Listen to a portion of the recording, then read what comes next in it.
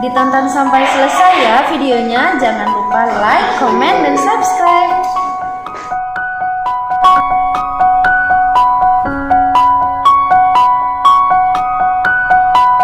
Oke, kalau gitu kita lanjutkan ke, oh udah ini hanya ilustrasi saja. Oke, kita lanjutkan ke kepatuhan kunjungan pasien hipertensi sesuai jadwal kontrol. Silahkan Dokter Tri. Terima kasih atas waktunya. Izin Bapak Ibu, kita pada indikator yang ketiga untuk praktek dokter. Tadi untuk tempat praktek mandiri dokter, indikator yang ketiga adalah kepatuhan kunjungan pasien hipertensi sesuai dengan jadwal kontrol. Ini adalah indikator yang terakhir untuk tempat praktek mandiri dokter.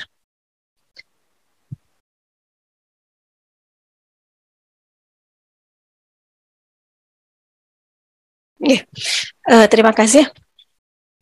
Dasar dari pemikiran mengapa hipertensi ini diangkat menjadi indikator nasional mutu, karena hipertensi ini menjadi masalah utama. Hipertensi merupakan salah satu pintu masuk atau faktor risiko penyakit seperti jantung, gagal ginjal, diabetes, dan stroke. Kemudian menurut Riskesdas tahun 2018 menyatakan bahwa prevalensi hipertensi pada penduduk usia lebih atau sama dengan 18 tahun sebesar 34,1%, dan estimasi jumlah kasus hipertensi di Indonesia sebesar 63 juta lebih. Jadi cukup tinggi, dan angka kematian serta biaya yang tinggi. Sebenarnya kalau kita melihat, kita tidak melihat hanya dari biaya pengobatan pada saat pasien hipertensi saja, tapi pada saat pasien ini mengalami komplikasi, itu kita juga harus pikirkan bahwa ternyata biaya tersebut baik yang ditanggung oleh keluarga, di mana keluarga harus menyediakan misal caregiver, terus tidak bisa bekerja, dan lain sebagainya, sebenarnya itu jauh lebih tinggi. Kalau di Inggris, itu sudah ada penelitian bahwa faktor hipertensi apabila mengalami komplikasi, mengalami stroke, itu biayanya itu cukup tinggi. Bahkan di sana itu dilakukan sebuah modifikasi pelayanan pasien-pasien yang mengalami stroke di awal agar tidak menjadi memiliki gangguan daripada fungsi. Jadi cepat kembali agar bisa berfungsi secara produktivitas. Jadi inilah mengapa kita mengambil hipertensi ini menjadi indikator nasional mutu. Kemudian dimensi mutu di sini adalah keselamatan. Kemarin sudah disampaikan oleh Dr. Jah. Kemudian tujuannya adalah mendorong tempat praktek mandiri dokter memberikan pelayanan sesuai dengan standar dan meningkatkan jumlah. Jadi walaupun yang dinilai kok jadwal kontrol yang tepat, sebenarnya ujung yang kita harapkan adalah hipertensi tersebut diharapkan dapat mencegah komplikasi dan menurunkan risiko kematian. Definisi operasionalnya, hipertensi adalah tekanan darah yang melebihi batas normal. Jadi dipersilahkan menggunakan kriteria yang mana yang dikatakan hipertensi. Kemudian tepat di sini adalah tepat yang diminta, yaitu sesuai dengan jadwal kunjungan atau kontrol pasien dalam waktu kunjungan pasien kembali ke dokter, baik langsung maupun melalui telemedicine. Sesuai dengan waktu yang telah ditentukan pada kunjungan sebelumnya dan dipastikan pasien tidak putus obat. Jadi di sini pasien tersebut pada saat melakukan kunjungan sudah diberitahu, sudah diperkirakan obatnya tidak akan habis, diminta datang pada tanggal, misal pada tanggal 5. Nah, kita lihat pada kunjungan berikutnya apakah sesuai dengan jadwal waktu yang telah ditentukan. Tapi juga di sini diminta untuk memastikan bahwa pasien itu tetap minum obat. Nah, apabila pasien tersebut saat itu berkunjung, itu tentunya harus ada komunikasi antara dokter dengan pasien dan dipastikan pasien tersebut tetap memiliki obat. Jadi tidak di sini tidak misal tanggal 5 harus tanggal 5 ya. Kemudian pasien mau keluar kota gitu kan. Tapi ada komunikasi dengan dokter menyampaikan bahwa masih memiliki obat dan dia pun melakukan pemeriksaan sendiri. Makanya ini dimungkinkan juga untuk melakukan telemedicine. Jadi dipastikan pasien tersebut melakukan pemeriksaan tensi tidak harus di tempat dokter, tetap kita anggap sebagai pasien tersebut tepat berkunjung. Kemudian ada kategori patuh nomor 3. Apabila dalam periode analisis yaitu 3 bulan, pasien berkunjung selalu tepat sesuai jadwal kontrol. Misal bulan 1 Januari nggih, Februari datang tepat. Maret tepat. April tidak tepat. Berarti tidak patuh. Jadi seluruh dalam 3 pasien sesuai tepat jadwal itu dikatakan patuh. Okay. Jadi walaupun 1 tidak tepat, 2 apalagi 3, okay. Sekali saja tidak tepat dikatakan pasien tersebut tidak patuh.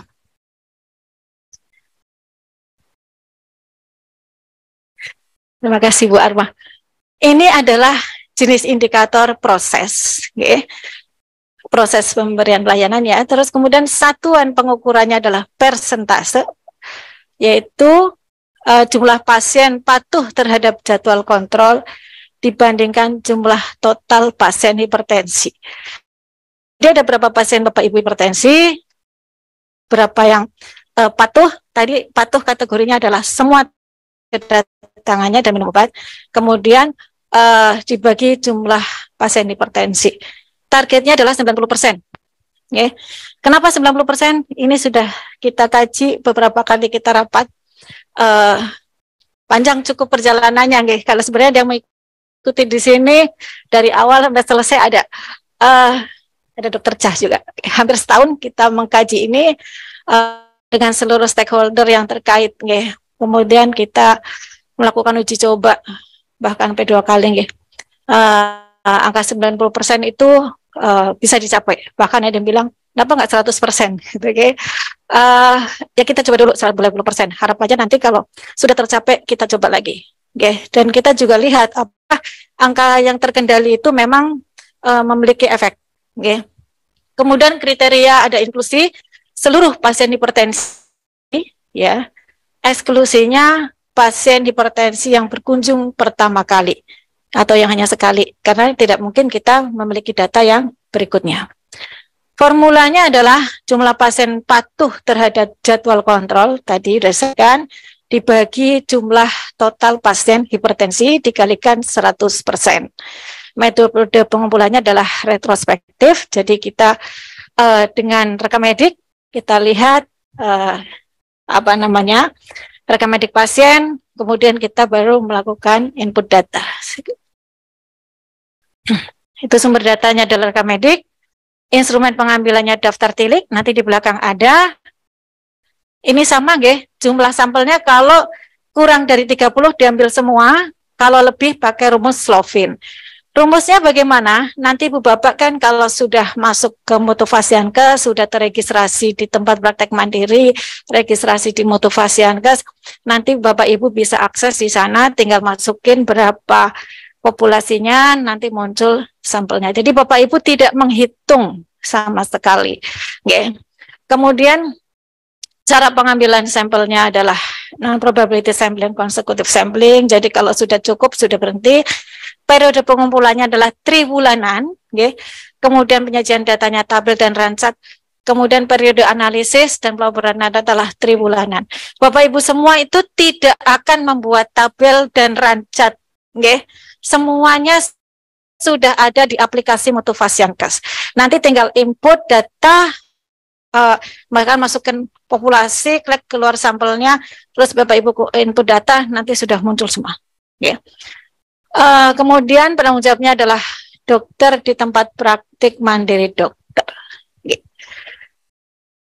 Nah, sebenarnya ini adalah, kalau menurut kami, ini adalah cukup sederhana hipertensi ini dibanding mungkin dari kepuasan, perlu pemahaman lebih. Kalau sarana juga tidak begitu di bawah kepuasan mungkin, Bu. Nah, ini adalah daftar tilik. Jadi itu ada nomor rekam medik, itu adalah kunjungan kedua, ketiga dan keempat, tepat atau tidak tepat diisi, tepat tidak tepat diisi. Kemudian kesimpulan kita bisa input tuh langsung, kita tahu kan, sekali saja tidak tepat dikatakan tidak patuh. Slide selanjutnya. Nah, ini adalah hanya contoh, itu Januari datang tanggal 3, Februari kemudian datang tanggal 8. Tapi di sini sudah ada komunikasi, mestinya tanggal 3 datang, Pada sebelum ada komunikasi bahwa akan datang tanggal 9, maaf, ini ada dua contoh. Tanggal 3 itu jadwal kedatangan. Tanggal yang hijau itu kedatangan. Harus kedatangan tanggal 9, tanggal 10, tanggal 7. Nah, ini adalah dua kasus. Kalau yang biru itu tanggal 3, kemudian datang tanggal 8, Maret tanggal 10, April tanggal 7.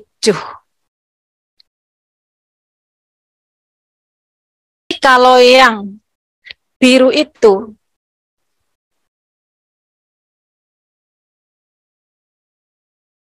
itu jadwalnya. Datangnya tanggal 9, tanggal 10, tanggal 7. Pada tanggal 9 itu yang Februari sudah menyampaikan bahwa saya itu tetap minum obat dan tensi saya bagus. Jadi ini kesimpulannya apa Bapak Ibu? Tepat atau tidak tepat? Kan datang tanggal 3. Awal Februari tanggal 8. Harusnya jadwalnya tanggal 8. Tapi beliau datang tanggal 9. Tapi sudah ada komunikasi dengan dokter sebelumnya dan dipastikan bahwa obatnya sudah diminum dan dia melakukan pemeriksaan. Pada Maret datang tanggal 10, April tanggal 7. Dan dia pun ada komunikasi di bulan April dengan dokter. Itu tepat atau tidak tepat? Tepat. Patuh atau tidak patuh? Patuh. Patuh nggih? Patuh. Kemudian di sini lagi harus jadwal tanggal 3. Tapi tidak ada komunikasi dengan dokter bahwa akan datang tanggal 9. Ya, tahu-tahu datang tanggal 9, tanggal 10, dan tanggal 7. Juga tidak ada komunikasi. Kemudian dianggap patuh atau tidak patuh? Tidak patuh. Ya, oke. Jadi demikian. Jadi mungkin ini kata-kata saya tidak saya tulis di sini, Tadi demikian, Jadi sekali dia tidak datang tepat, tadi ada 2, jadi ada komunikasi dengan dokter, dengan dipastikan minum obat, itu dianggap tepat. Sekali tidak tepat, dikatakan tidak patuh. Begitu itu kemudian diinput ke aplikasi Mutu Fasiankes. Nanti yang mengolah adalah sistem.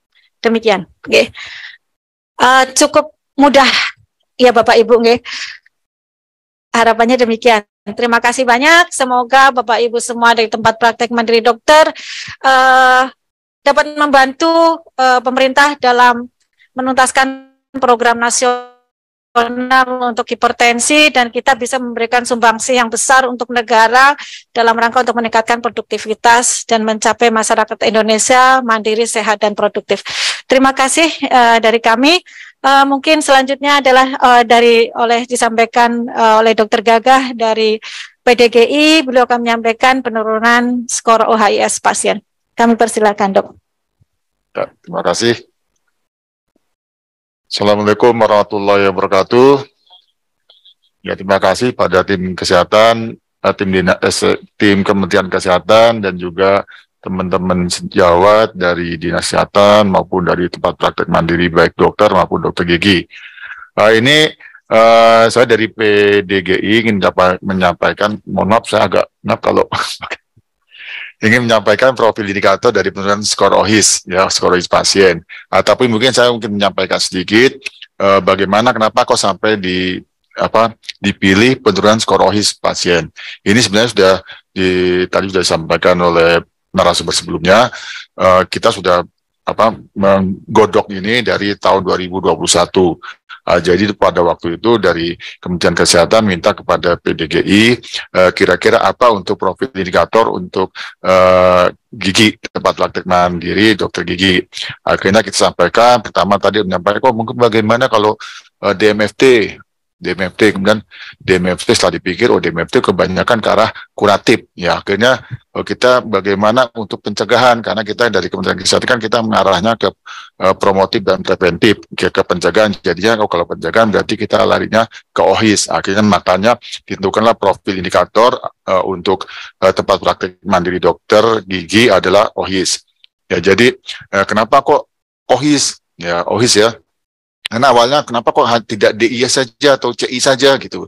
Kalau DI saja itu tidak menggambarkan skor untuk kebersihan gigi dan mulut. Ya hanya DI berarti hanya debrisnya saja. Kalau umpamanya CI berarti hanya kalkulusnya saja. Makanya kan kalau kita melihat bahwa OHIS merupakan penjumlahan dari debris index dan kalkulus index. Makanya kita sebutkan kita tentukan bahwa untuk penurunan skor OHIS adalah yang kita pilih untuk profil indikator tempat praktek mandiri dokter gigi. Jadi kita istilahnya untuk mencegah dari istilahnya kalau orang bilang dari hulu ya, kita dari hulu supaya nanti dan mulut merupakan dasar untuk kedepannya kesehatan gigi secara umumnya. Ya kalau kita lihat bahwa mungkin kalau dari orang sakit gigi itu juga mempengaruhi kemana-mana. Kalau sekarang ada program namanya program nasional stunting ya.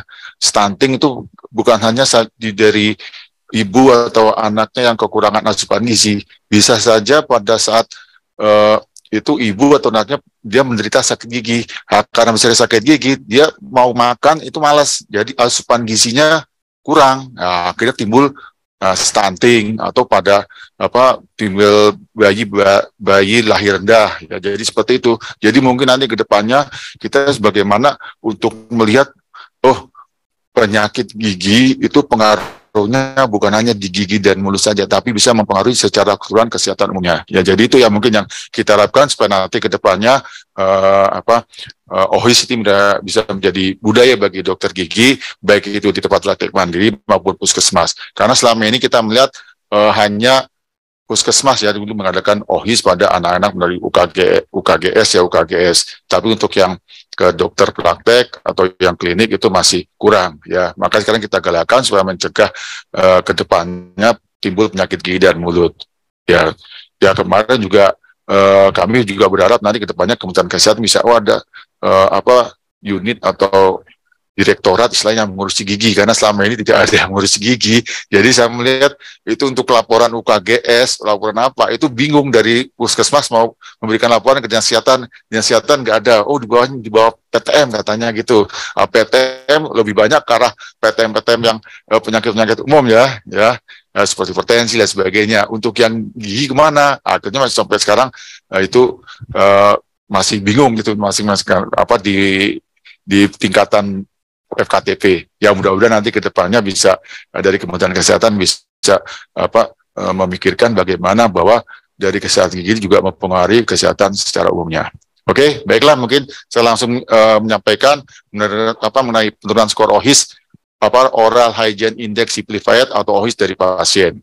Nah, ini kita melihat dari dasar pemikiran ya. Pemikiran kita melihat Riskesdas tahun 2013 ya. Jadi kita lihat masalah gigi dan mulut mencapai 25,9%, dengan karies di atas 12 tahun mencapai 72,9%. Kemudian perilaku menyikat gigi pada anak di atas umur 10 tahun mencapai 93,8%. Jadi anak-anak sebenarnya sudah menyikat gigi, namun yang menyikat gigi dengan benar hanya 2,3%. Jadi mungkin anak gosok giginya kosok-kosok hanya bagian depan saja ya, depan saja, belakangnya tidak disikat ya. Itu ya, jadi sehingga inilah yang menyebabkan dari karies dentis yang masih tinggi prevalensinya. Jadi kalau kita lihat Riskesdas itu karies dentis masih tinggi ya. Kenapa kok tadi di awal kenapa kok tidak DMFT atau karies dentis? Yaitu karena karies dentis merupakan impact dari karena tidak menjaga kebersihan gigi dan mulut. Kemudian yang kedua, dalam Riksdas tahun 2018, jadi perilaku menyikat gigi setiap hari pada umur di atas 3 tahun mencapai 94,7%. Namun, menyikat gigi dengan benar pada umur di atas 3 tahun hanya 2,8%. Jadi masih sedikit ya. Jadi perlunya, makanya di sini kenapa kok kita ngambil OHIS? Karena OHIS kita juga memberikan edukasi kepada masyarakat bagaimana cara mencegah terjadinya karies ke depannya dengan cara menggosok gigi yang baik dan benar. Kemudian dari dimensi mutunya kita efektif ya. Kemudian tujuannya meningkatkan jumlah pasien dengan oral hygiene yang baik sesuai kategori OHIS sebagai tolak ukur kinerja dokter gigi dalam memberikan pelayanan kepada pasiennya. Ya, jadi itu ya tujuannya. Kemudian kita melihat dari divisi operasional, jadi kita lihat Oral Hygiene Index Simplified atau OHIS adalah angka yang menyatakan keadaan klinis atau kebersihan gigi dan mulut seseorang yang didapat pada waktu dilakukan pemeriksaan. Jadi kita lakukan pemeriksaan kepada setiap pasien yang datang, melakukan pemeriksaan, angkanya seberapa. Ya, jadi angkanya juga kan nanti sudah ada di berikutnya ya, ada skor 1, 2 maupun 3. Nanti juga sama teman-teman, jadi nggak usah menghitung. Kalau zaman waktu saya masih pertama kali puskesmas itu belum ada sistemnya, jadi masih ngitung pakai kalkulator ya. Jadi pakai kalkulator, jadi ini debris index molar 1, 2 yang incisivus itu 1, dihitung pakai kalkulator gitu. Nah, sekarang nggak usah, jadi tinggal teman-teman nanti masukkan datanya, diklik langsung keluar semua. Nanti mungkin dijelaskan oleh tim IT. Yang kedua, nilai dari OHIS diperoleh dengan melakukan penilaian debris index dan kalkulus index. Ya, jadi ini ya, jadi kenapa kok harus diambilnya tidak DI-nya saja, tidak CI-nya saja, yaitu karena kita membicarakan sebagai OHIS, oral hygiene. Next. Nah, ini kemudian penurunan skor oral hygiene index simplified atau OHIS pasien. Kita melihat dari divisi yang ketiga, jadi pilihan OHIS dilakukan dengan melakukan pemeriksaan klinis pada 6 gigi. Ya, jadi 6 gigi untuk mewakili dari keseluruhan gigi. Jadi itu gigi 16. Yang mana itu gigi 16? Jadi 16 itu gigi sebelah molar atas kanan ya. Molar atas kanan itu diambil yang sisi bukal ya. Kemudian gigi 11. Gigi 11 sebelah mana? Berarti gigi incisivus 1 yang bagian bukal. Ya, bagian labial, sisi labial ya. Jadi gigi depan ya, gigi depan atau gigi seri kalau gampangannya. Kemudian gigi 26. Gigi 26 berarti gigi molar kiri atas ya. Itu juga diambil bagian bukalnya.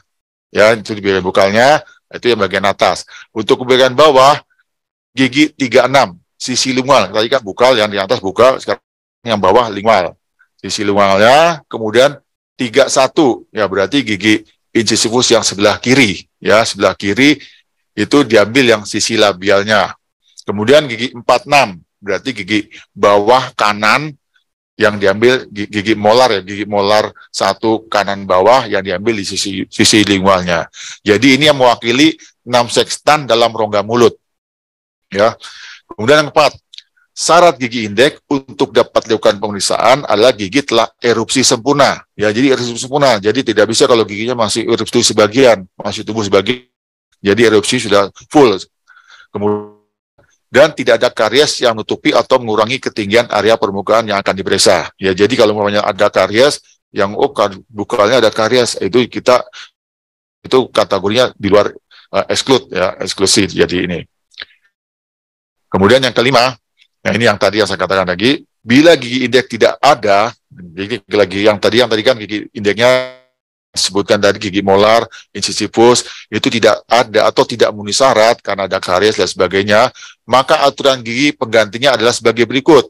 Ya, gigi 1-1, jadi gigi kanan atas, gigi incisivus kanan atas, itu diganti yang sebelah kirinya. Ya, di sebelah kiri, jadi gigi incisivus yang sebelah kiri atau gigi seri yang 1 sebelah kiri. Kemudian pengganti gigi 31 yang bawah ya, gigi 31 yang di sebelah kiri giginya tidak ada adalah gigi 41, jadi gigi sebelahnya ya. Jadi geser-geser, jadi misalnya yang kiri gigi seri atau incisifus kiri tidak ada, gigi pakai incisifus yang sebelah kanannya gitu, jadi sama. Kemudian pengganti gigi 6 ya, kalau gigi 6 berarti 6 baik atas, bawah, kanan, kiri itu adalah gigi 7 atau gigi belakangnya, atau gampangnya gigi molar kedua ya, itu yang diambil. Bila gigi 7 juga memenuhi syarat, dapat digantikan gigi 8 yang bila posisinya juga benar ya, posisinya menempati area gigi 7. Tapi kalau posisinya impacted atau half impacted, ya itu berarti tidak ya, jadi itu tidak masuk kategori. Nah, kemudian yang D, bila gigi pengganti sebagaimana dimaksud pada angka 5 huruf A yang tadi ya, gigi penggantinya sampai dengan huruf C tidak ada atau tidak memenuhi syarat, maka tidak dapat dilakukan scoring pada sektan yang bersangkutan. Jadi masuk kategori eksklusi. Jadi itu pasiennya ya sudah, tidak usah kita lakukan pemeriksaan lanjutan ya. Itu bukan yang bagian yang kita lakukan di input datanya. Ya, jadi seperti itu ya, untuk jadi pemahamannya supaya teman-teman bisa, itu ternyata pasien giginya ompong ini ya sudah, berarti tidak dilanjutkan pemeriksaannya.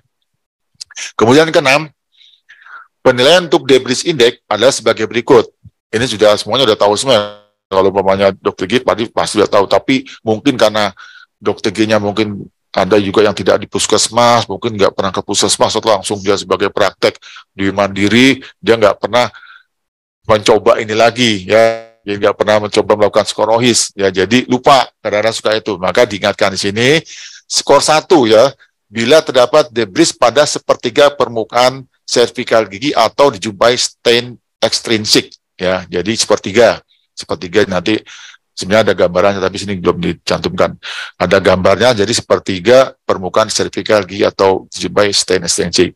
Skor 2, bila terdapat debris pada sepertiga atau sepertiga sampai 2/3 permukaan gigi. Jadi itu berarti udah hampir setengahnya ya, setengah sampai sepertiga sampai setengahnya lebih dikit.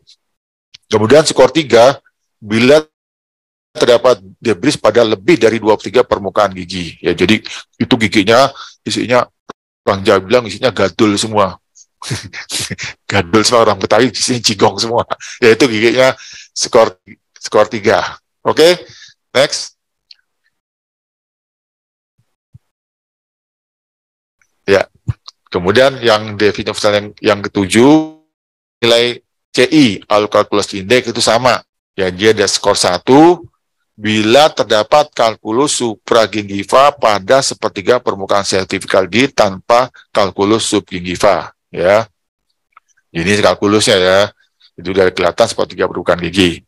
Skor 2, bila terdapat kalkulus supragingiva pada sepertiga sampai 2/3 permukaan gigi dan atau terdapat kalkulus subgingiva berupa titik-titik yang tidak melingkari leher gigi. Skor 3, bila terdapat kalkulus supragingiva pada lebih dari 2/3 permukaan gigi dan atau terdapat kalkulus gingiva pada gingiva yang melingkari leher gigi. Jadi skornya sudah teman-teman mungkin sudah tahu, tinggal hanya merefresh lagi, tinggal merefresh lagi, tinggal dipelajari lagi untuk skor OHIS ini. Ya, tinggal nanti bagaimana implementasinya. Implementasi jadi mungkin untuk membantu pemeriksaan itu ada namanya tablet disclosing solution ya. Jadi nanti menyediakan tablet disclosing solution, jadi suruh dikunyah, terus kemudian dikumur nggak usah ditelan ya, dikumur nanti dibuang. Nah, nanti tersisa itu kelihatan yang merah-merah, itu berarti bisa kita hitung permukaannya debris index maupun kalkulus indexnya. Kemudian yang ke-8, skor total OHIS didapatkan dari penjumlahan DI. Tadi udah ya, DI dan CI dibagi dengan jumlah gigi indeks yang diperiksa. Ini ada rumusnya ya, jadi jumlahnya misal totalnya, misalnya kita hitung jumlahnya ya, kita 1 semua, berarti 1 kali 6 ya, berarti 6 kan, 6 bagi 6 berarti 1. Nah, skornya 1 berarti masuk kategori apa? Oh, berarti masih kategori baik. Tapi kalau umpamanya ternyata pas dilihat, oh giginya 3 semua ya, 3 semua, berarti 3 kali 6 berapa? 3 kali 6 berapa? 27. ya. Ya 27 dibagi 6. Ya itu skornya 3, itu masuk kategori buruk ya. Itu kalau hanya DI-nya. Tapi nanti ada penjumlahan DI dan CI. Jadi DI-nya punya total sekian, saat DI-nya total dapatnya 3. Kemudian yang CI-nya totalnya juga 3, berarti 6, masuk kategori buruk. Jadi di sini teman-teman bukan melihat untuk kategori itu bukan dilihat oh baik sedang buruknya, tapi nanti kita untuk dilihat adalah untuk apa skornya, ya skornya ada penurunan nggak, ada kenaikan nggak. Kalau ada penurunan skornya dari semula mungkin 3,3 gitu ya, 3,3 berikutnya jadi 1,3, itu berarti ada penurunan. Kalau dari kategori masuk berarti dari buruk menjadi sedang, atau mungkin masih dalam kategori yang sama, ini masih dalam kategori yang buruk tapi skornya menurun, ya berarti pertama dia datang banyak sekali sampai 6 skornya, berarti sudah total sudah semuanya sudah tertutup sama kalkulus, ya skor 6. Datang berikutnya skornya berkurang 3,2, itu kan masih kategori buruk tapi sudah ada penurunan skor, ya. Jadi makanya di sini juga teman-teman dalam apa setiap pasien yang datang kunjungan pertama, lihat skornya berapa, masih 6, dilakukan edukasi atau kalau perlu dilakukan scaling kalau ada banyak kalkulusnya, kemudian kita lihat dia kontrol lagi, misalnya kontrol lagi dia minggu keberapa atau bulan berikutnya atau bulan kedua, itu kelar kontrol, oh ternyata sudah ada penurunan skornya, itu berarti sudah ada perbaikan, ya. Jadi seperti itu ya. Yuk next. Nah ini ya untuk jenis indikator kita lagi proses, satuan ukurannya pakai persentase, jadi sama seperti yang lain. Numerator jadi jumlah pasien dengan penurunan skor OHIS, ya. Jadi kita lihat jumlah pasiennya itu berapa, misalnya yang datang 20 yang kita ambil, misalnya sebenarnya ada 20 30 banyak gitu ya. Di 30 itu yang mengalami apa, yang skor OHIS-nya menurun ada berapa, misalnya dari 30 yang turun ada 20, berarti 20. Kemudian denominator jumlah total pasien, totalnya kan 30, yang menurut 20 berarti tinggal 20 per 30. Tapi teman-teman nggak usah khawatir, nggak usah ngitung pakai kalkulator ya, nggak usah gitu pakai kalkulator seperti zaman dulu, tinggal klik nanti langsung keluar. Nah, jadi target pencapaiannya itu 20%, ya. Jadi kalau 30 pasien, berarti kalau 20% itu berapa tuh? Jadi kalau kita 100 berarti ada 20 yang sudah total skornya sudah mencapai target. Kalau 30 berarti ya 20% ya mungkin sekarang kalau gitu pakai kalkulator ya, tapi kalau pakai sistem langsung bisa keluar jumlahnya. Nah ini kriterianya. Untuk kriteria tadi yang sudah saya katakan ada inklusi dan eksklusi. Jadi untuk inklusi, jadi yang bisa dilakukan pemeriksaan adalah pasien dalam periode gigi bercampur atau mixed dentition. Jadi kalau gigi bercampur tuh sudah gigi incisifusnya sudah tumbuh, kemudian mati dulu.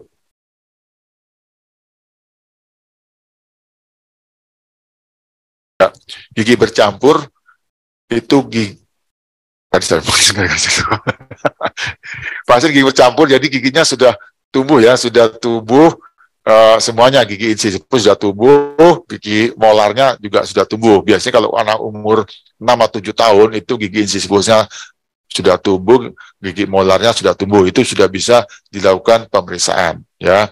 Kemudian pasien dalam periode gigi permanen sempurna, ini berarti sudah umurnya sudah di atas 12 tahun, itu sudah tumbuh semua, itu masuk yang kategori kriteria inklusi. Kemudian ada kriteria eksklusi. Nah ini pasien tidak bisa buka mulut, nah, gimana mau diperiksa, buka mulutnya nggak bisa, yaitu pasien trismus, yaitu nggak bisa dilakukan pemeriksaan.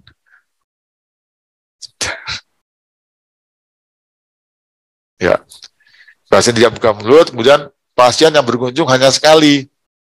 Jadi dalam waktu triwulan itu berkunjungnya hanya 1 kali, ya. Itu juga tidak bisa. Misalnya bulan Januari dia berkunjung, dia nggak berkunjung lagi selama 1 tahun itu, tahun 2022 atau 2023 tidak berkunjung lagi. Tapi dia Februari berkunjung, nanti dia bulan Maretnya berkunjung lagi. Itu bisa dikategorikan pasien yang dilakukan diambil datanya. pasien tidak memiliki gigi indeks OHIS pada salah satu atau beberapa sektan yang tadi sudah dikatakan, giginya sudah ompong atau giginya sudah tumbuh ada banyak kariesnya, baik gigi 6, 7 maupun gigi 8, atau gigi incisifusnya, gigi depannya sudah tidak ada semua, itu tidak masuk kategori. Nah, ini formulanya, jadi jumlah pasien dengan skor penurunan skor dengan OHIS jumlah total pasien dikali 100%. Jadi seperti itu untuk pengukuran. Next.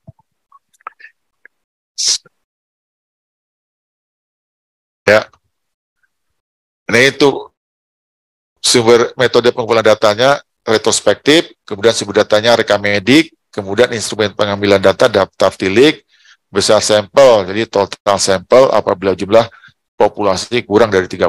Jadi pasiennya yang dilihat ternyata cuma sampai 20, itu semuanya diambil sampel ya sebagai sampel. Kemudian pakai rumus Slovin, kalau jumlahnya lebih dari 30, kalau dimulai praktek giginya laris banget itu sehari itu bisa sampai 20 banyak gitu ya. 20 pasien gigi 20. Padahal jatahnya kalau gigi paling efektif paling ya 18 sih pasien praktek sampai 20 ya diambil sampelnya nggak semuanya, ya kita pilih aja sesuai dengan Slovin. Tapi kalau paling digigit juga ada pastinya kan yang doremi kan, ya doremi biasanya, tapi doremi kan satu gigi mengerjakan mungkin 30 menit ya. Jadi kalau pasiennya doremi 4 ya sama aja 2 jam praktek itu biasanya udah baru selesai itu ya. Kalau gigi seperti itu. Kemudian cara pengambilan sampel dengan non-probability sampling atau consecutive sampling ya. Kemudian periode pengumpulan data sama seperti yang tadi, itu triwulanan. Penyajian datanya bisa dengan tabel maupun rancat. Kemudian periode analisis dan pelaporan datanya setiap triwulanan, dan penanggung jawabnya adalah dokter gigi di tempat praktek mandiri dokter gigi. Ya itu ya, jadi teman-teman yang praktek mandiri buat seperti ini. Tapi kalau untuk puskesmas bagaimana, rumah sakit bagaimana? Rumah sakit sudah ada INM-nya sendiri. Puskesmas juga sudah ada indikator nasab mutunya sendiri. Nah, ini untuk yang praktek dokter gigi. Yuk next. Ya ini ya daftar tiliknya. Nah ini daftarnya indikator penilaian skor OHIS. Jadi kita lihat dari nomor rekam medisnya. Kalau nanti kan kedepannya sudah rekam medis elektronik semua ya. Itu nanti rekam medisnya berapa, cantumkan tab itu. Kemudian skor OHIS pada kunjungan pertamanya siapa? Kunjungan pertamanya berapa? Misalnya 3,2. Tulis 3,2 situ. Kemudian skoris pada kunjungan terakhir berapa? Ternyata 2,3. Tulis itu. Berarti terjadi kesimpulannya turun ya, turun. Berarti dia kategori kalau itu berarti mencapai 20% targetnya, berarti bisa dimasukkan sebagai data untuk mencapai target 20%. Jadi sini ya, jadi teman-teman maksud dari kenapa diambil OHIS adalah seperti itu. Jadi kita mencegah dari hulu untuk pencegahan penyakit gigi dan mulut kelanjutannya. Itu aja, makasih dari kami, dari PDGI, dari kurang lebihnya mohon maaf, mudah-mudahan nanti teman-teman jangan merasa terbebani, tapi dilakukan dengan cara ya enjoy saja ya, dibikin enjoy karena juga sistemnya tidak seperti yang saya katakan dengan menghitung pakai kalkulator, tapi tinggal klik langsung bisa masuk. Itu aja, makasih. Assalamualaikum warahmatullahi wabarakatuh. Waalaikumsalam warahmatullahi wabarakatuh. Kita beri aplaus dulu Bapak dan Ibu untuk keempat narasumber. Bagaimana? Gampang? Gampang sekali ya. Wajahnya ceria-ceria kalau saya lihat, jadi kayaknya sudah semangat. Yang di YouTube juga seperti itu, kemudian yang di Zoom, Masya Allah ya, ini sudah sampai 1K. Jadi antusiasmenya juga sangat baik Bapak dan Ibu. Tadi kalau kita lihat sudah disampaikan profil indikator untuk masing-masing INM, mulai dari kepuasan pasien, kemudian kepatuhan penyediaan sarana dan prasarana kebersihan tangan, kepatuhan kunjungan pasien hipertensi sesuai dengan jadwal terkontrol, dan penurunan skor OHIS pasien ya. Nah, pada kesempatan ini saya buka sesi tanya jawab. Saya persilakan untuk yang di dalam ruangan dulu kepada dua penanya, satu di sebelah kanan saya dan satu di sebelah kiri saya. Silakan miking.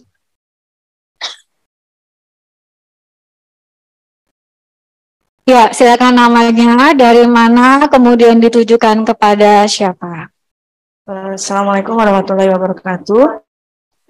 Nama saya Dr. Gigi Diniliani Handayani dari Kota Palembang. Yang ingin saya tanyakan ditujukan ke Dr. Gaga untuk perhitungan indikator yang ketiga, yaitu tentang OHIS. Di sini periode yang mau saya tanyakan, Dok, ini kan periode pengumpulan data itu adalah triwulan. Bagaimana bila pasien itu berkunjung maksud saya ingin bertanya untuk cara penghitungannya. Ini kan kunjungan berarti harus bisa diukur apabila itu kunjungan kedua, ya, baru bisa diukur. Nah, bagaimana kalau misalkan pasien itu berkunjung, ini kan periode triwulan, yaitu tidak berkunjung, kunjungan keduanya lebih dari periode triwulan. Apakah kita bisa menghitung di triwulan berikutnya, ataukah itu tidak bisa dijadikan perhitungan? Terima kasih, Dok. Assalamualaikum warahmatullahi wabarakatuh. Nama saya Ari dari Kabupaten Malang. Ada beberapa hal yang ingin saya tanyakan. Yang pertama terkait survei kepuasan peserta.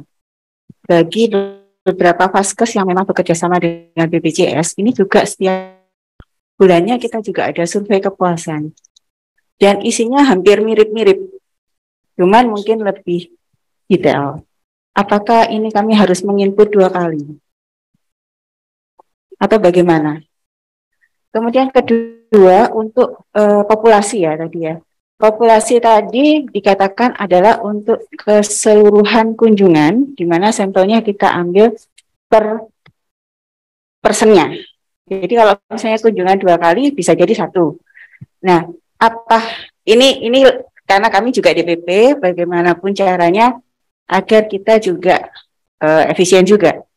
Semisalnya kalau kunjungan itu misalnya kan 1 orang itu bisa beberapa kali kunjungan. Kenapa populasinya itu tidak diambil dari persennya langsung, sehingga sampelnya bisa jadi lebih kecil.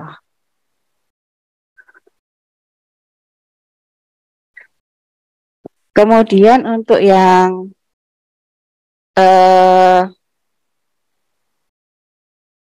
penyediaan sarana kebersihan tangan, bolehkah kami menambahi, karena sebagai DPP SDM-nya tidak sebanyak yang lainnya, bolehkah kami menambahin dalam leaflet itu adalah pengering tangan sekali pakai dalam kurung tisu misalnya dan sebagainya.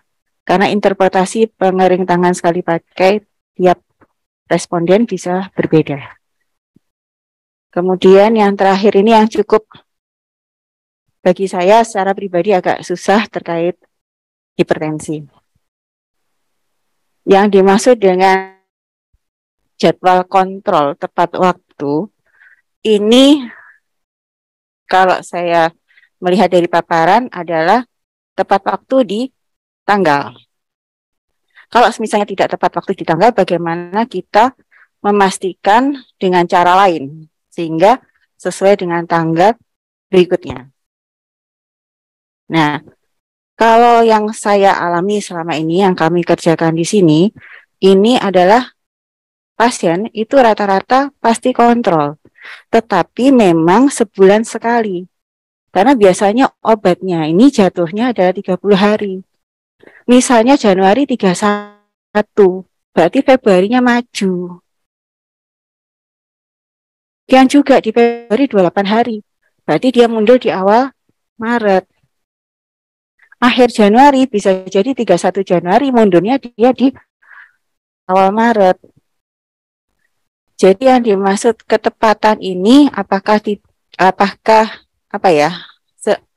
memang tidak bisa dibuat termin yang lebih luas, misalnya sebulan sekali? Itu. Kemudian yang masuk dengan hipertensi di sini, kriteria inklusinya memang adalah hipertensi yang sudah kita kelola. Kalau eksklusinya adalah peserta hipertensi yang pertama kali tidak bisa dimasukkan sebagai kriteria. Apakah peserta ini murni yang memang masuk hanya 1 diagnosa saja? Karena pasien hipertensi kadang-kadang punya diabetes, punya post-stroke. Nah, ini. Kemudian kedua, pasien kalau memang hipertensi saja, berarti vaskes atau DPP harus memilah yang benar-benar hanya hipertensi saja, tanpa disertai dengan penyerta yang lainnya. Kalau disertai dengan penyerta yang lainnya, misalnya hipertensi, diabetes, post-stroke, dan sebagainya, berarti ada kemungkinan pasien ini dialihkan ke rumah sakit. Berarti pada saat dialihkan ke rumah sakit, karena komplikasinya, apakah ini menjadi bagian yang dikeluarkan dari kelompok yang harus dipantau. Terima kasih. Wassalamualaikum warahmatullahi wabarakatuh. Waalaikumsalam warahmatullahi wabarakatuh. Sudah mewakili banyak ya untuk yang TPMD. Kalau saya lengkap banget dari 4 narasumber mendapat jatah satu-satu, bahkan ada yang 2. Yang pertama tadi Dokter Gaga ada pertanyaan terkait dengan OHIS ya, periode pengumpulan datanya 3 bulan, kemudian cara penginputannya seperti apa karena kunjungan keduanya baru diukur. Ketika kunjungan kedua lebih dari periode triwulan, apakah dia akan masuk pada pengukuran periode berikutnya? Gitu ya dok? Ya silakan dok. Ya terima kasih. Dari Palembang. Ya, terima kasih.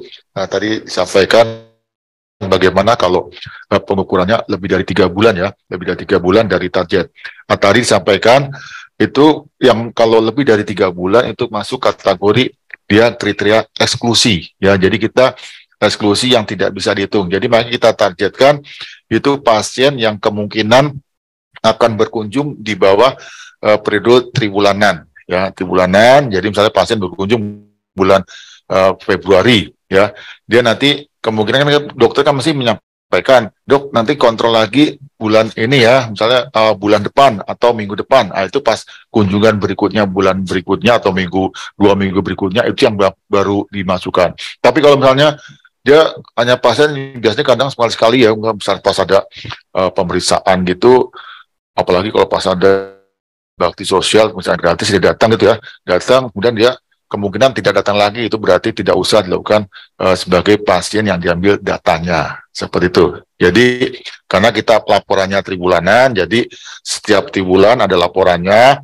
yang tadi kan nggak usah sampai 100 pasien dilakukan semua, kita cukup ambil sampel berapa yang mewakili dan bisa dilaporkan ya. Jadi misalnya Januari, Februari, Maret ya kita lihat kalau Februari bukan pemeriksaan, kemungkinan pasien datang lagi. Misalnya kalau misalnya pasien yang ada tambal gigi, misalnya giginya 7-nya ditambal atau gigi 6-nya ditambal gitu ya, tambal permukaan itu masih bisa dilakukan. Tapi kalau gigi karias sudah besar kan masuk kategori eksklusi. Nah, tapi kalau hanya karias pit fissur atau itu bisa lakukan pemeriksaan. Jadi itu ya, jadi yang kalau lebih dari 3 bulan itu eksklusi atau tidak dimasukkan sebagai sampel. Itu lagi dok, sudah? Ya, justru lebih buruk dibanding dengan kunjungan pertama. Apakah itu termasuk kriteria eksklusi juga atau tidak?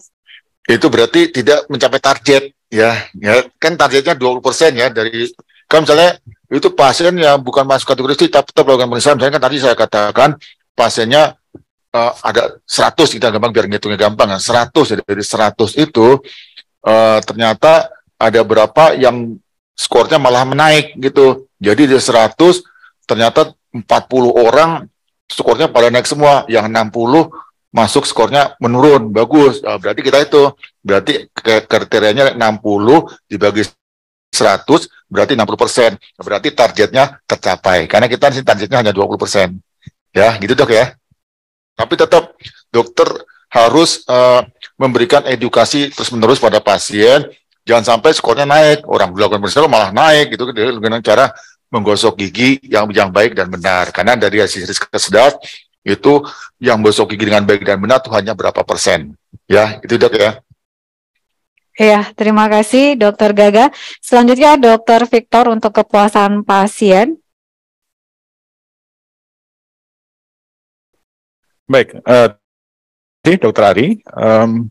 Berkaitan dengan survei kepuasan pasien ya, kalau kita bicara ini dikaitkan dengan indikator nasional mutu, ya, dan kemudian kita tadi sudah dijelaskan profil indikatornya yang 21 item itu, ya, berdasarkan Permenkes 30, maka kita mengacu ke situ, gitu ya. Artinya kalau ada survei kepuasan pasien yang memiliki variasi, gitu ya, yang dilaksanakan oleh pihak lain, lembaga lain, begitu ya, maka itu menjadi tidak klop dengan yang kita kendaki, ya, sebagai pengukuran suatu indikator yang bersifat mandatori secara nasional. Jadi untuk saat ini saya tidak tahu persis yang dinilai di BPJS Kesehatan, ya, tetapi kalau terkait dengan IN maka penginputan dan segala macamnya mengacu kepada profil indikator yang ada, sehingga untuk saat ini melakukan penginputan di dua-duanya, gitu ya. Tetapi di dalam proses kami menyusun indikator di tahun lalu, ya, sudah mulai tahun lalu, maka memang ada wacana, ya, seperti harap di Dr. Ari nanti lihat bahwa kebutuhan BPJS juga bisa terpenuhi dari INM ini, maka tentunya BPJS bisa menggunakan atau memanfaatkan data yang diperoleh dari pengukuran dan pelaporan INM ini bagi kebutuhan mereka, gitu ya. Nah, wacana untuk itu sudah ada, tapi memang belum berlanjut untuk menyatukan indikator ini, sehingga untuk saat ini, ya, Bapak Ibu dimohon untuk menginput dua-duanya dulu, ya. Mohon dapat dimaklumi dulu. Nah, tentu kita ingin mendorong supaya lebih efisien, ya. Nanti tidak perlu 2 kali survei kepuasan pasien. Nah, yang kedua tadi, mohon maaf kalau saya kurang tepat menangkap, ya. Sesungguhnya disampaikan tadi itu sejalan dengan yang tadi saya sampaikan, ya, bahwa yang kita lihat itu atau kita lihat sebagai responden itu atau populasi, maaf, sebagai populasi adalah personnya, orangnya. Jadi yang kita perlukan adalah daftar pasien yang berkunjung pada periode sebelumnya, bukan jumlah kunjungan. Personnya, betul, karena ya, karena kepada person itulah yang masuk dalam sampel itu yang kita berikan kuesioner, seperti itu. Jadi tidak ada perbedaan pengertian di antara yang dengan yang Dr. Ari maksudkan tadi. Kemudian menambahkan sebelum saya kembalikan kepada Bu Arma, bahwa ketika nanti target sampel yang tadi didapat dari tabel Morgan and Cressy itu sudah tercapai, ya, ini kan semester, ya, katakanlah tadi berapa, 108, ya. Nah, Bapak Ibu bukan mengedarkan sih, meminta kepada pasien untuk scan barcode dan mengisi, ya. Belum sampai Juni, katakanlah, ya, misalnya April sudah kecapai itu 108, udah berhenti. Dan setahu saya nanti dipastikan, ya, aplikasi akan menutup. Jadi kalau ada pasien nge-scan, oh nggak bisa, berarti sudah lewat. Tapi nanti dipastikan di aplikasinya. Saya pikir itu, terima kasih, saya kembalikan. Terima kasih Dr. Victor. Selanjutnya Mbak Dewi terkait dengan kebersihan tangan tadi. Baik, terima kasih. Saya rasa untuk kebersihan tangan tidak terlalu sulit, ya, sederhana. Jadi nanti kalau memang diusulkan seperti itu, nanti tinggal di tim IT-nya tinggal ditambahkan misalnya apa, gitu aja. Baik. Iya, singkat, padat, dan jelas. Selanjutnya ke Dr. Tri.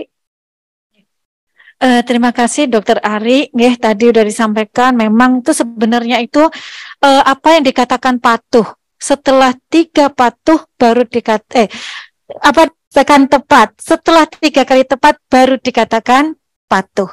Tepat itu ada 2. Jadi dipastikan sesuai dengan jadwal yang diminta dokter, dan tapi dia minum obat, dan dia dipastikan minum obat.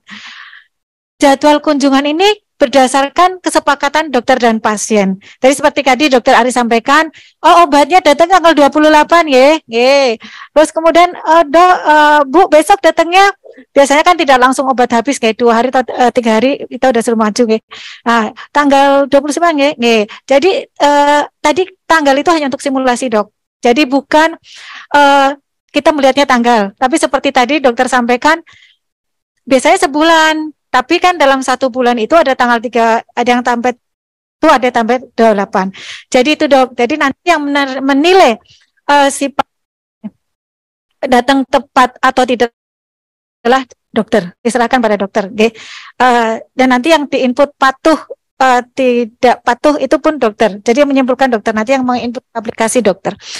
Demikian Dok, sekiranya tidak sulit nggih. Kemudian apakah kalau dirujuk ke rumah sakit, tapi kalau dia memang sudah memenuhi dalam 3 periode tersebut ya masukkan. Tapi kalau dalam 3 periode ternyata baru 2 kunjungan sudah dirujuk ke rumah sakit, berarti tidak masuk ke dalam sampel. Jadi kan kita harus melihatnya dalam 3 kali kunjungan, Dok. Demikian. Udah, makasih. Ada lagi? Oh ya, mohon maaf. Semua pasien hipertensi mau ada tambah komorbid atau penyakit lain itu tetap dimasukkan. Di sini eksklusinya tidak mengatakan bahwa hanya eksklusinya itu tidak mengatakan bahwa pasien hipertensi murni. Jadi semua pasien hipertensi mau dengan komorbid lain pun tetap dimasukkan sebagai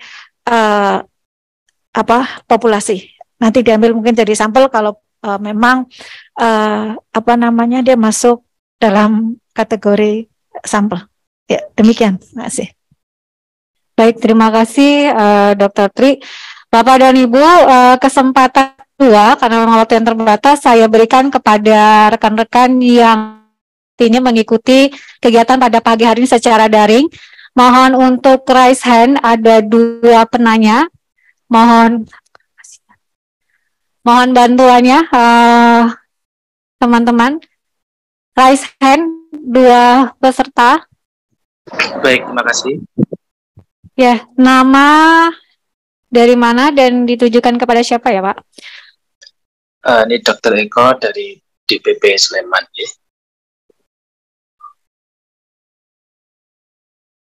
Izin Halo. Dok, suaranya. Ya, silakan Dok. Iya, Dr. Eko dari DPP Sleman. Oke. Saya menanyakan yang indikasi mutu tadi yang nomor 2 tentang cuci tangan. Halo.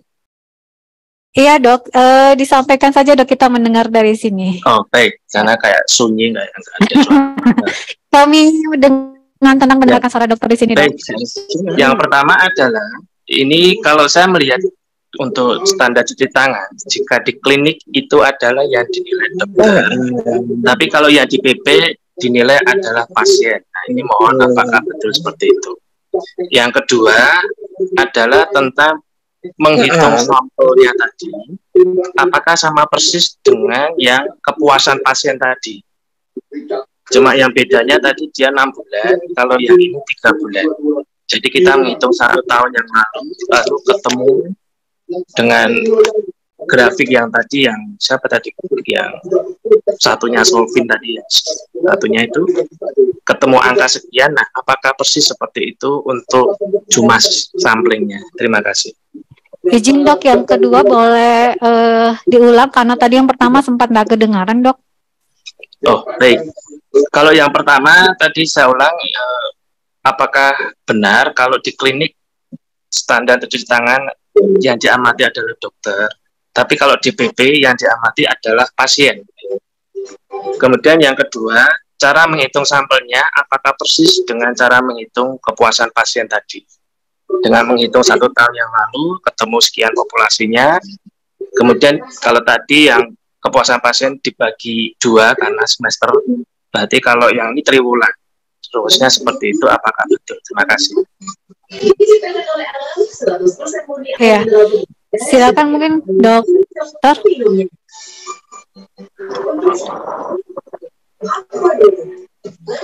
Iya, nanti akan dilengkapi oleh rekan-rekan ya. Karena apa namanya, Dr. Dewi sedang ada keperluan lain sementara. Untuk pertanyaan pertama tadi ditanyakan ya, hand hygiene ya, dibandingkan antara yang di Fasiankes klinik ya dengan klinik dan DPP. Oh ya, ya. Nah, apa namanya? Sebetulnya cek atau ya boleh dikatakan objek ya, yang diamati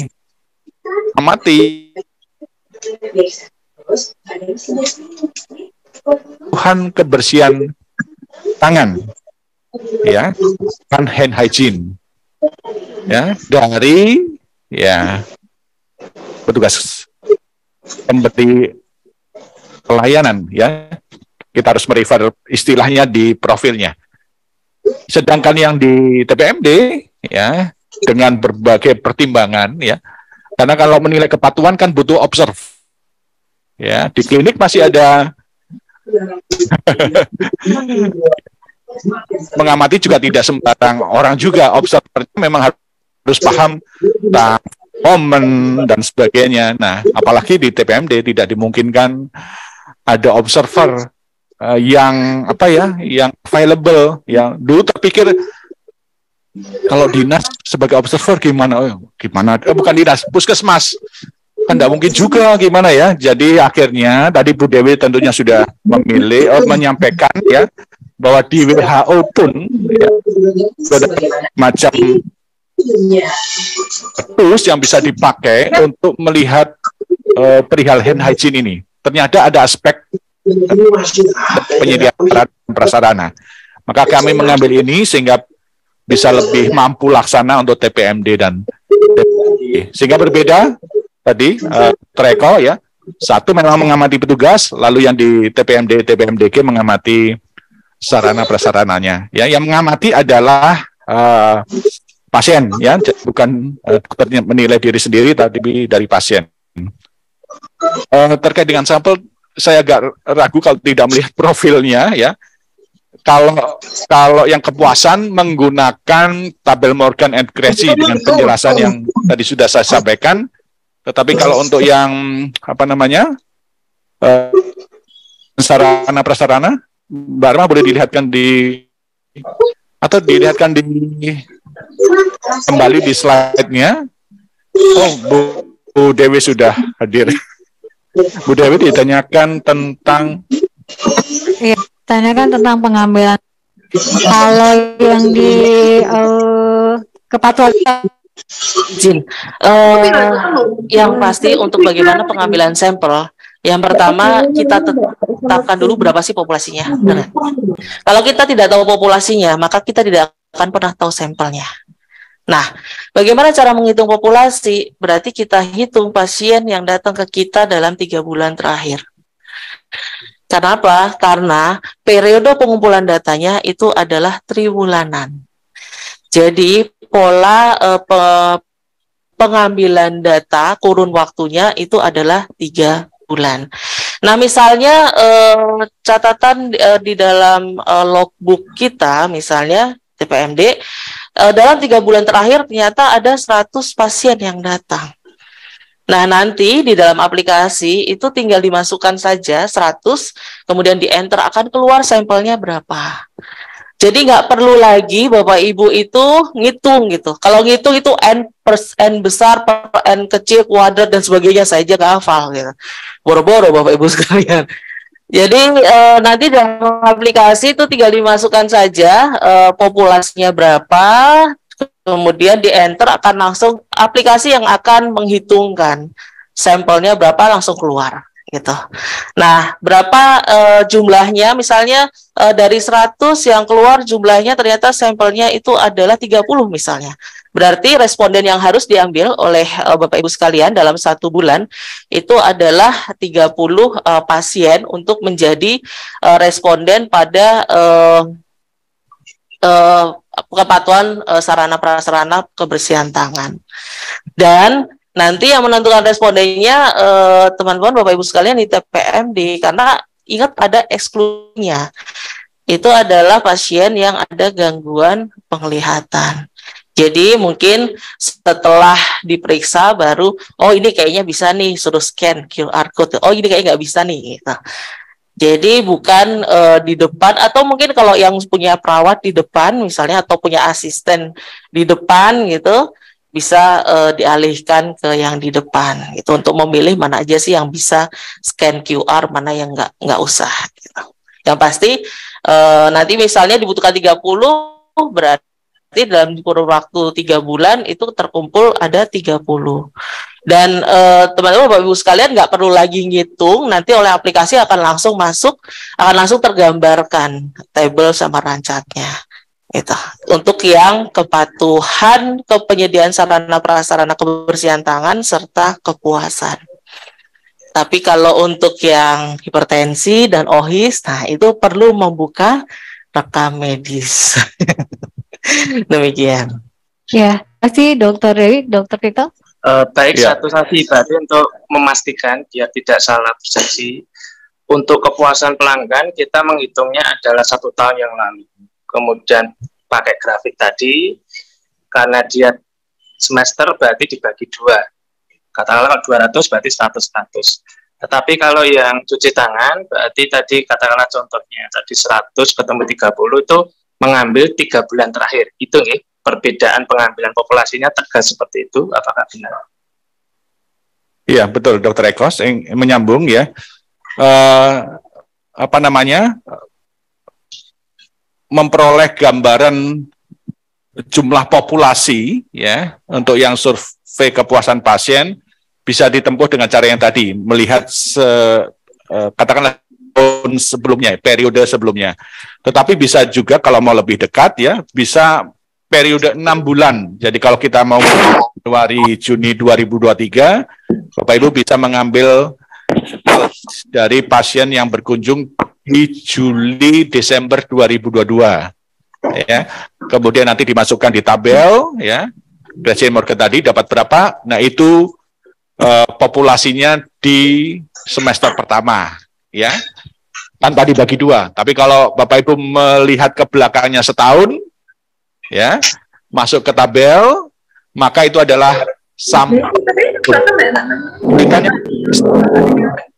kepuasan pasien itu juga menjadi respondennya kepatuhan penyediaan sarana prasarana bisa ya, karena nanti ya ketika scan barcode maka pasien itu akan sekaligus memperoleh kuesioner ya dalam bentuk form gitu ya, untuk 2 bagian itu ya, kepuasan pasien yang 9 pertanyaan tadi dan kemudian yang kepatuhan penyediaan sarana prasarana kebersihan tangan ya.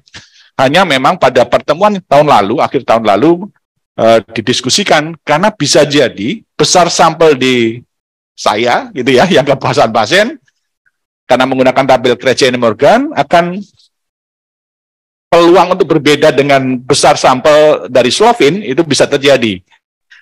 Sehingga kan mestinya kalau saya sampelnya 100, mungkin di Dr. Dewi sampelnya cukup 75, berarti kan ada responden berikutnya yang nggak perlu menjawab pertanyaan yang Dr. Dewi. Nah, nanti kita lihat aplikasinya bekerja seperti apa, karena waktu itu menjadi PR yang harus diselesaikan secara aplikasi. Semoga bisa diikuti. Demikian Dr. Eko. Ya, baik, sudah Bapak, cukup jelas ya. Sangat jelas, terima kasih. Baik, terima kasih Dok. Baik, kita menghapus untuk keempat narasumber dan buat Bapak dan Ibu semua. Terima kasih atas kehadirannya. Selanjutnya nanti kita akan break dulu ya, atau tidak bagaimana, saya serahkan kepada pembawa acara. Terima kasih Bapak dan Ibu, kami akhiri. Wassalamualaikum warahmatullahi wabarakatuh. Waalaikumsalam warahmatullahi wabarakatuh.